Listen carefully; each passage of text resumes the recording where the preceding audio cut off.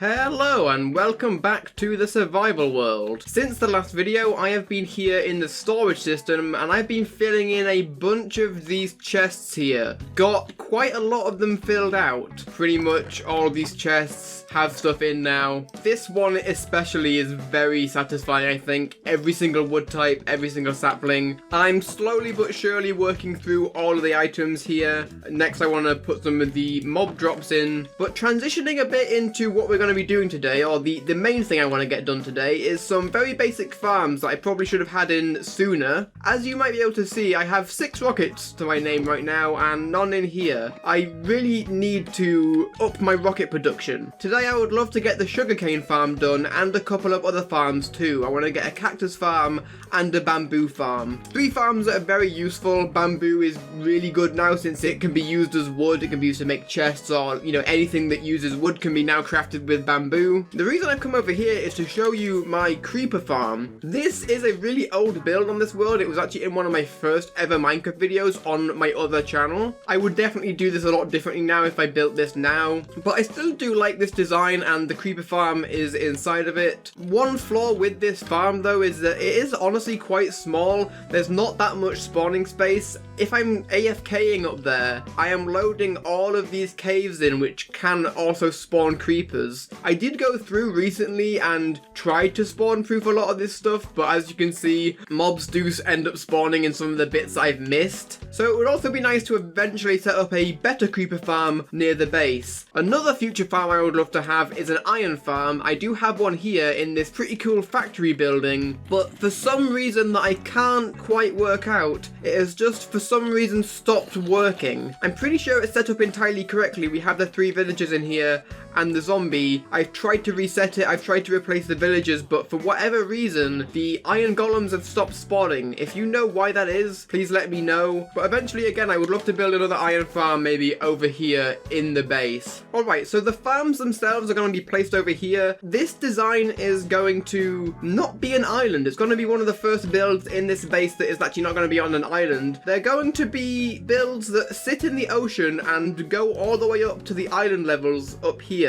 I think it's going to be a really interesting aesthetic. It's going to pair very well with the aesthetic of the ancient builders here, this old ruined aesthetic. I think they are really, really cool. So I want to kind of show you in stages here what they're going to be like. Let's go ahead and build the first bit of this, shall we?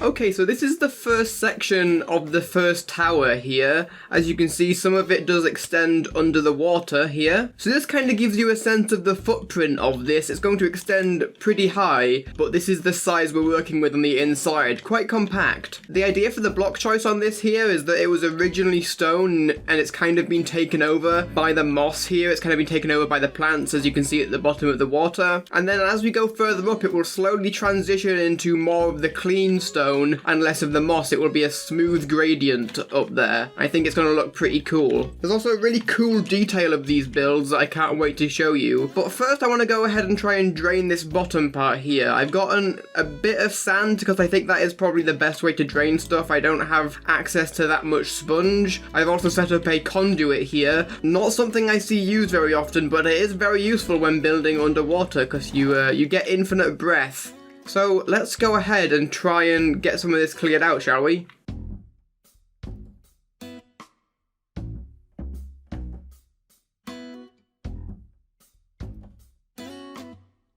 Okay, we're all done there. That wasn't too bad actually. It didn't take me that long, about 10 minutes or so to do all of that. One last thing I'll add in here, since I have it on me anyway, is a bucket of powdered snow right there. I'm gonna have some elevators going up and down so I can easily access the bottom part here, because the bottom is where the chests are going to be that collect all the items for me. In the end I had to use sand and gravel because I ran out of sand, and I spent a long time digging out all the sand by hand before I realised I could totally just use torches at the bottom them to get rid of the sand. If you don't know, there's a trick you can do where if you break it and place a torch underneath, it breaks all the ones that are falling. I forgot that trick existed, and yeah, dug out a majority of this by hand, so for the other two of these it should be even quicker to drain them of water. Alright, so I'm done with the draining now. Let's go build the rest of the outer shell of this farm.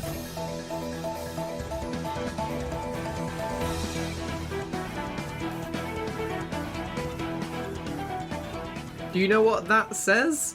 That says bamboo in the standard galactic alphabet, or as you might know it better, the enchantment table text. Yes, these are all the characters that the enchantment table uses in Minecraft. It's a real alphabet that you can actually translate. I thought the letters looked a lot like a runic alphabet, so I thought it fit the vibe of these obelisks, these strange ancient artifacts of this ancient race of builders that, you know, built some of this stuff in this base. Well, I actually do need bamboo to make this bamboo farm work, so let's go grab some real quick.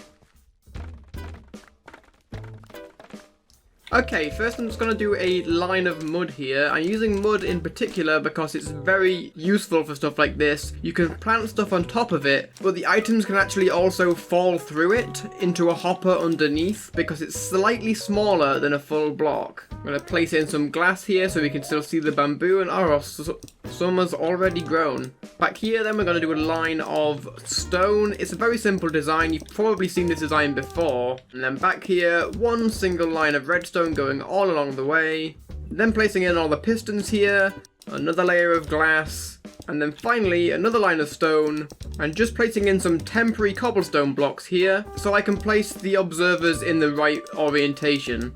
Missed one. There we go. As you can see by me removing the blocks here, the observers trigger the pistons, which then breaks the bamboo, putting them all along the bottom here.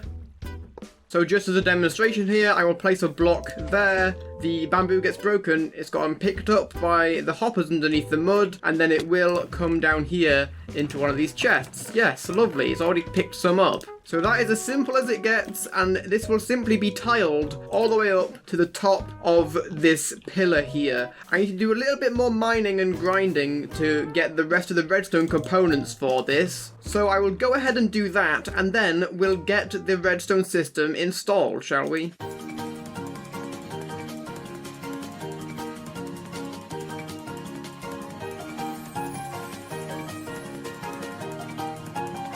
Okay, there we go. All of the bamboo farms are now in. They all connect up with this line of hoppers down here, and every single piece of bamboo will get collected in these chests down here. Unsurprisingly, this took up a lot of iron. You know, there's a lot of hoppers in here and also a lot of pistons. So I actually had to go mining twice since my iron farm has broken. I've not had this thing done long, but it is already generating. It will just be a passive farm that sits here, and I think it looks pretty cool in the tower here.